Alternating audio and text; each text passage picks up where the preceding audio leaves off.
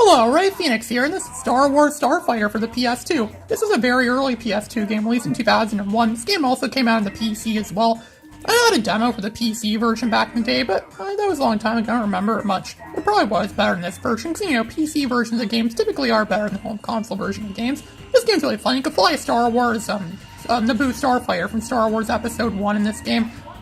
It's a side story to Star Wars Episode 1. You can fly around, you can shoot down enemies. It's just like Star Wars Rogue Squadron. It's not as good as Star Wars Rogue Squadron, but it's still just as good. It's still very good like Rogue Squadron. What's interesting too about this game is this game actually is better than Star Wars Battle for Naboo, and Star Wars Battle for Naboo was made by Factor 5, the same company that made Star Wars Rogue Squadron and developed the Rogue Squadron trilogy. This game came out the same year that Star Wars Rogue Squadron 2. Rogue Leader for the Gamecube was released in the same year as this game. And that game also had the Naboo Starfighter. Fun fact, the Naboo Starfighter was first in the first Star Wars Rogue Squadron game, which came out about a few months actually, or many months actually, before Star Wars Episode 1 did. And I'm sure most people agree with me that this game is a lot better than that stupid movie, that stupid Star Wars Episode 1 movie. Mr. Plinkett did a whole hour-long or hour-plus-long review on Star Wars Episode 1, which actually was very entertaining. I recommend you look that up. Mr. Plinkett, Red Letter Media. Mr. Plinkett reviews the Star Wars prequels. He completely destroys the Phantom Menace. He picks out things, he finds things in the games that people hadn't even thought of before. There were movies people had thought of before. And he says that, some video game may have said that, but he also was anti-video games too from the looks like. He always says, some video game did this, I want to know about what some video game did, I want to know what the movies did, which he is right in a way. I mean, you shouldn't have to play a video game or read a book or read a comic or something like that, just so you can know what something meant in a Star Wars movie, an officially released Star Wars movie. Star Wars movies should not rely on external content, if you know what I mean. It can also fire proton torpedoes. You can see that homing proton torpedoes to enemies. It's also like in the Star Wars X-Wing games too, X-Wing TIE Fighter games, so you can use stats or speculations of enemy fighters, fly into them and shoot them down. There's a lot of different things. A lot of the stuff in this game is not in the movie. You don't just fly the Naboo Starfighter in this game. You fly other Starfighters in this game too, which really adds to the fun in this game. This game actually does have, if you play the game, I find this game it ties into the story of Star Wars Episode 1. The game in a lot of ways has very little to do with Star Wars Episode 1. There's no Anakin Skywalker. There's no little boy Anakin in this game. It's like, I'll try spinning, that's a good trick, or now this is pod racing. There's none of that in this game, so people that hate young boy Anakin don't rejoice. And there's no Jar Jar in this game either. There's no Jar Jar doing his annoying stuff in this game, and there's no Jet, and there aren't like annoying other characters as well that were in the movies there's none of that in this game, so you don't have to worry about that. Just it's all the good stuff that made Star Wars Episode 1, the parts of Star Wars Episode 1 that were good, like the Naboo Starfighter. Naboo Starfighter is one of the best parts of Star Wars Episode 1. It actually is more powerful and a lot more stronger and faster and everything like that. It's better than the X-Wing, and the X-Wing's the Starfighter that Luke Skywalker used to blow up the Death Star. The Naboo Starfighter is a lot better than the X-Wing. You'll know if you played the original Star Wars Rogue Squadron on the N64. So you see, the mission's complete. I had to defend the Queen there, the Queen Air Starship. I didn't even see her at all, and I successfully passed the mission. Well, then again, it's the second mission in the game, so of course it's going to be very easy.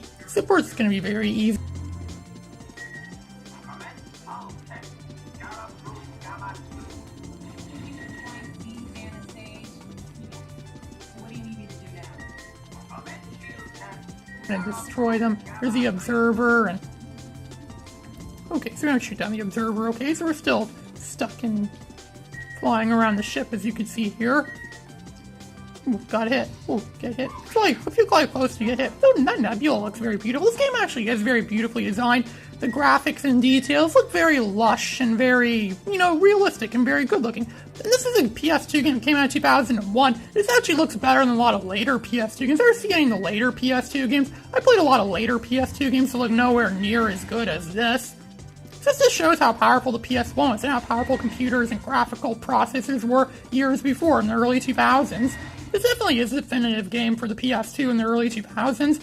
However, I do think Star Wars Rogue Squadron 2 looked better than this game, but Star Wars Rogue Squadron 2 was a GameCube game. Well, the GameCube actually was a better system. It was more powerful than the PS2. That's a little known fact. It's something a lot of people don't know about GameCube. It's that GameCube was actually a lot more powerful than PS2. but a lot of you didn't know that.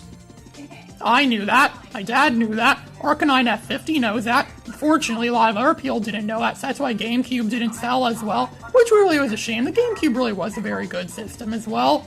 I actually came across an old demo I had for this on the PC. It doesn't work on Windows XP for some reason. It says in the README it's supposed to work on Windows XP, but it does say it works on it. It also says it doesn't work on Windows 3.1. Well, Windows 3.1 was old by the time this game came out. It doesn't work on Windows NT. Duh, nothing works on Windows NT. Why even bring that up? You don't buy Windows NT for games. Then again, I never knew anyone that had Windows NT before. I always had my family had Windows 98 back in the day. It's the operating system I used a lot back when I was a kid, was Windows 98. Then I used Windows XP. I bet the PC, like I said earlier, I bet the PC version of this game looks better. For years I actually wanted to play Star Wars Battlefront 2, the PC version, because I hear the PC version is far superior to the PS2 version, but the PS2 version is a lot easier to play. That's the one that has all the mods and things like that, too. I wonder if anyone's ever made mods for this game. A lot of Star Wars games seem to have mods. Even Star Wars Jedi Knight, Jedi Academy, that game has a lot of mods, and that game only came out on PC and Xbox. Now look at this, the Trade Federation are just being greedy shysters against us, and they're gonna try and kill us now. Why am I not surprised? They're the Trade Federation, they're space scammers, essentially. They're essentially Space Obama. They tax you so much, and it's really all for a scam. So, Obama truly was the greatest scammer ever. You pay all those taxes for Obamacare, and they really just go to nothing at all. I kid, I like Obama, he was pretty good. Yeah, those were fun times, yeah, I remember that. It's fun. Oh, look at that, I'm taking heavy fire. This Starfighter I'm flying right now, it actually does quite resemble a B-Wing a lot of the time. It looks a lot like the B-Wing from the Star Wars original trilogy. And you could fly one of those in Star Wars Rogue Squadron 2 for the Gamecube.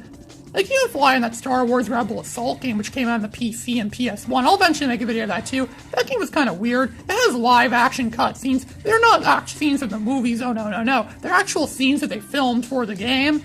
Apparently that was a thing back in the mid-90s to have video games that have full live-action cutscenes. It actually does make a lot of sense, because animation is very expensive, and it's very time-consuming and labor-intensive. It's actually a lot easier to film things in live action, so it actually does make a lot of sense that they film stuff like that in live action, so we don't have to spend so much money using mocap animation. That's part of the reason why mocap animation failed too. Remember movies like The Polar Express, Mars Needs Moms, Final Fantasy, and that Christmas Carol movie from 2009 starring Jim Carrey? Those are mocap movies. It's animation, but it looks so realistic and lifelike to a point where it's creepy. That's why they don't. And it was pointless. I mean, like, why do all that animation when it could really just be filmed in live action and will look just as good? Why do that? You don't have to do that. You don't need that.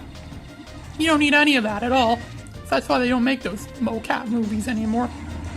Or like how Clarence from the Cartoon Network show Clarence described it as, it's the Christmas train, it's a cartoon, but it looks like real life. Yeah, but he is a cartoon, so any cartoon would look real life if you're Clarence from the Cartoon Network show Clarence. I wish our real world was a cartoon. I'd love to be a cartoon character, where they could do all sorts of freaky, things that normal people cannot imagine in a million years. Or even if I had to live in Toontown, like in Who Framed Roger Rabbit. Like in Who Framed Roger Rabbit, that Toontown place. It's the same place used in that show Bonkers as well, which was on Toon Disney back in the 90s. I remember Bonkers. That was a good show. A lot of people don't seem to like it, but I like it. Darkwing Duck was a bit better, though. I used to watch a lot of those Disney cartoons at the same time, be playing games like these. I did have it down for this back in the day. I had done it for a lot of other Star Wars games back in the day, too. I also played Star Wars Shadows of the Empire a lot. I played Star Wars Jedi Knight Mysteries of the Sith, a Star Wars Episode 1 video game, Star Wars Episode 1 Racer. I already made videos of a lot of those games, too. Star Wars Rogue Squadron games. I keep saying, I already made a lot of videos of those games, so, destroying the shield generators, as you can see, because we have to do on this planet Eos, this weird rocky volcanic planet. Almost sounds like EDOS, which was the name of a game developer.